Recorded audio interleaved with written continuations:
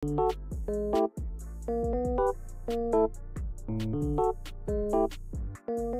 what's up sa inyong lahat mga kapareng, kaunting update lamang din po tayo kasi sumagot na po si Congressman Roman Romulo. So ito nga po yung naging pahayag nga po ni Congressman Roman Romulo matapos nga pong idawit ang kanyang pangalan ni na Ma'am Sara Diskaya at Curly Diskaya na tumatanggap daw po ng malaking porsyento. So kung sakali man po kasi na totoo ito mga kapareng, ay nasa mahigit 25% to 30% daw po ng budget ng pondo para sa mga flood control project daw po ang hinihingi ng kampo po ni Congressman Roman Romulo. Sa mga hindi po nakakaalam, si Congressman Roman Romulo po ay taga-Pasig, no? Congressman po syempre sa amin taga-Pasig, amin po ng Pasig, at malapit pong kaibigan at malapit pong kaalyado ni Mayor Vico Sotto. Pero kung sakali man po na totoo ito at mapatunayan na siya po ay guilty, ay malaking sampal po ito sa aming mga Pasigenyo at sobrang disappointed po ito. Pero gaya nga po ng sabi ko, hanggat wala pa po tayong malinaw na ebidensya, hanggat hindi pa po ito napapatunayan, then yun nga po ito. Hindi po totoo yun. Pangalawa, ngayon, galing akong committee meeting. So sa totoo, hindi ko naman po napanood yung statement niya. May marami sa inyo nagte-text lang sa akin at tumatawag. At sinabi nga sa akin na ang sinasabi nga raw na meron akong authorized representative. Hindi rin po totoo yun. Sa totoo po, kahit unang-una ko pa lang na nanungkulan bilang mambabatas, hindi po ako nakikialam sa bidding sa DPWH. Maliwanag po ako niyan na hindi ko naman kilala kung sinong nananalo. Nagugulat na lang ako pag nalaman ko na kung sino ang nanalo. So sa totoo, hindi man ako nakikialam sa bidding, pero siguro dahil nga doon na hindi ako nakikialam ng bidding, tapos sa totoo, marami pang ibang factors, ay madali niyang masabi. Pero again po, hindi po totoo ang mga sinabi niya. Sir, are you planning to file any complaints? Alam niyo po, tinanong rin sa akin ng staff ko yun eh. Tapos may statement nga na pre-prepare yung staff ko na para sabihin ko na nakapangalan po yung nagsabi noon. Pero sa totoo, sa sobra kong inis na sa totoo na pwede niyang banggitin yung mga bagay na ganito. Para ayoko rin sana ma-dignify yung... So sabi po ng mga nag-comment po dito, wala naman daw pong guilty na nag-a-admit ng kasalanan po nila. Wala naman daw pong magnanakaw na umaamin na magnanakaw po sila. Yes, totoo naman po, it's true na wala pong umaamin, kahit sino pong guilty, kahit pakitaan mo pa ng maraming ebidensya, hindi po talaga aamin yan. Hanggat pwede, hindi po talaga aamin yan. Pero the fact nga po na wala pa naman pong sapat na ebidensya, hindi pa naman po tapos ang investigasyon, kung mapapatunayan po na guilty nga po ang congressman namin ng Pasig, kung sakali pong guilty nga po siya at papatunayan yon sa mga investigasyon, then yun nga po, sobrang disappointed po kaming mga Pasigenyo sa kanya dahil siya po ay pinagkatiwalaan ni Mayor Vico, parte po siya ng Team Giting ng Pasig. At ang mga nangyayari po ngayon na pagtugis po ni Mayor Vico at paglinis sa aming lungsod sa korupsyon ay isa po siya sa may malaking bahagi doon. Pero yun nga po, gaya nga po ng sabi ko, wala pa naman po tayong formal na patunay at wala pa naman pong guilty na hato laban po sa kanya. So siya po ay binanggit lamang. So pwede po na dinamay po yung kanyang pangalan para masira siya, o pwede naman nakasabwat talaga siya, pero who knows, diba?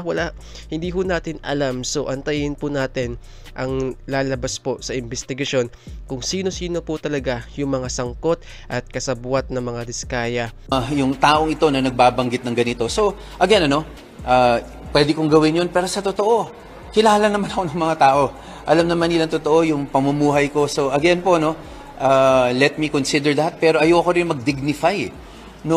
Kasi if you do that, mag-uumpisa na po yan. Lahat na lang, pwedeng kung ano-ano sabihin tungkol sa kahit sino sa akin, na magdi-dignify pa ba ako ng bawat ano. Pero kilala naman ako ng tao, pwede naman nila makita talaga yung pamumuhay ko. At hindi talaga ako never po ako nakipag-meet sa mga contractor. Yung sa DE po, sa totoo po, syempre nakikita ko siya dahil magre-report po sa amin kung ano yung mga proyekto. At gusto ko rin pala mabanggit, karamihan o kung hindi almost all nung flood control projects po na nasa lungsod ng Pasig, sa totoo po, hindi po ako yung nagpasok niyan. Sa totoo, siguro nagulat rin ako na napakarami. Pero sa totoo, kailangan naman talaga. Example po, meron kami sa Bully Creek sa Santa Lucia. Yun, ginawang na flood control yun. Alam ko, national yun una, tapos kasi kailangan talaga doon, nung Undoy, lumubog po ang barangay Santa Lucia namin.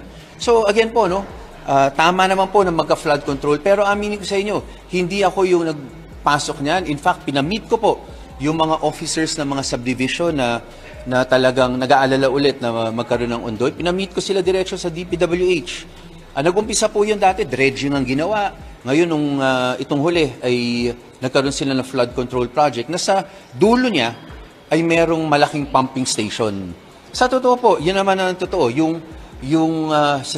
Sa Bully Creek rin po ng isang ginawa nila sa barangay San Miguel naman. Sa totoo po, ang lumapit rin po niyan ay yung subdivision rin po. Dinirekto po namin sila sa city pati sa DPWH para diretso sila makipag-usap.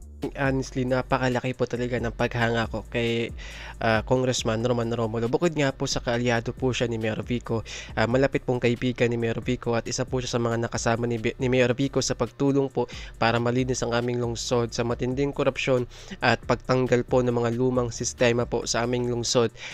Itong si Congressman Roman Romulo, napakagaling po kasi nito.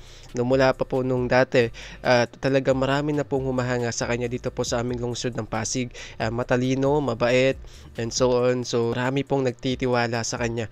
Pero, kahit ako, nagulat ako kasi nung binanggit po ni Curly Discaya, ang pangalan po ni Congressman Romulo, kahit ako nagulat talaga ako kasi hindi ko akalain na kung sakali man na totoo ito, paano nangyari? Kilala ko po itong taong to. Napakabait po nito, napakagaling po nito. Kasama po ito ni Mayor Vico sa pagtugis ng korupsyon sa aming lungsod. Nakasama po ito ni Mayor Vico ng ilang termino.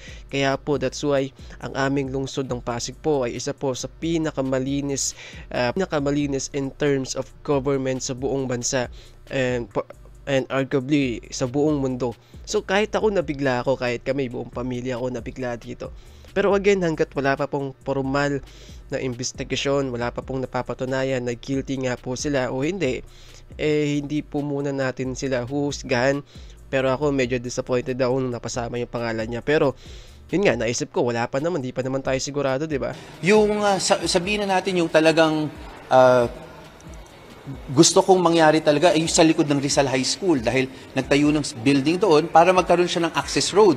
Pero nagulat na lang ako na pagkatapos ng access road na yun, sunod-sunod na po yung mga projects doon. Sa totoo po, hindi naman talaga para sa akin, hindi flood control yun, pero characterize siya as flood control. So again po, no, hindi ko insertion, karamihan po na nandiyan dyan, masasabi ko po, or almost all yan, ay hindi rin po ako nagulat ako, but we welcome it po. Simply because, talaga namang binaha ang Pasig nung panahon ng Ondoy. So, hindi nyo kilala itong mga Discaya or nakausap? Wala kayong... Alam mo, kahit talagang sa totoo lang, laging, kasi taga-Pasig rin raw sila. Lagi sila nagtatry po na makamiting kami. Sa totoo po, naging sa isang binyagan ata, nakasama ko rin sila. Minsan po, bigla na lang may kita ko sila dyan, nagtatry po.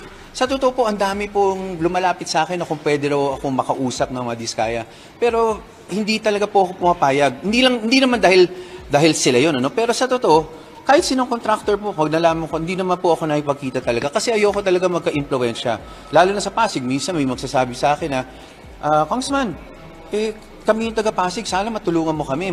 Pero hindi talaga ako nakikialam eh. Pero again, it makes it makes it easier for them dahil hindi talaga ako nakikialam sa politika talaga. Ano sa motivation, ba't kayo dinawit? Again, mahirap naman. Again, and it is not my place to say that. Kasi, again, self-serving yun eh. Pero masasabi ko lang, sa totoo, this past few weeks, lalo na, talagang check ko rin eh. Dahil tinanong ko lahat ng flood control project sa lungsod ng Pasig at nakita ko naman po, sa totoo, nalaman ko meron talagang iba doon sa kanila. Hindi ko kasi alam na sila yung nanalo eh. Pero karamihan naman po ay natatapos naman po. That's why, again po, nagugulat ako sa allegation na ganito. Again po, let the people decide na lang at the end of the day. Kasi ano pa masasabi mo, parang he said, she said talaga, lumalabas eh. Pero when it comes to evidence, you're confident na walang mailalabas Ay, wala na po. ebidensya na kayo ay nag-usap, kumuha Wala po. Wala talaga po. Kahit sa pamumuhay ko po, makikita niyo naman. So, confident ka, diba? Yun nga po, kapag hindi ka guilty, kung talagang malinis ka, confident ka sa bawat sagot mo, So yun ang gusto natin, 'di ba? Sapat na 'yan para mapatunayan na hindi ka talaga guilty. Hindi, joke lang po. Pero syempre antayin pa rin po natin no, yung investigasyon na kasi yung mga tao hindi po 'yan makakapag-decide kung malinis ka o hindi hangga't wala pa pong napapatunayan, hangga't hindi pa po lumalabas ang tunay na investigasyon na magpapatunay po na maglilinis po ng iyong pangalan. So yun, inaantay na lang din po namin kung sakali nga po na mailabas na po, masimulan na po yung investigasyon, maipakita po ng mga diskaya yung mga ebidensya na kasabot nga po itong si Congressman Roman Romulo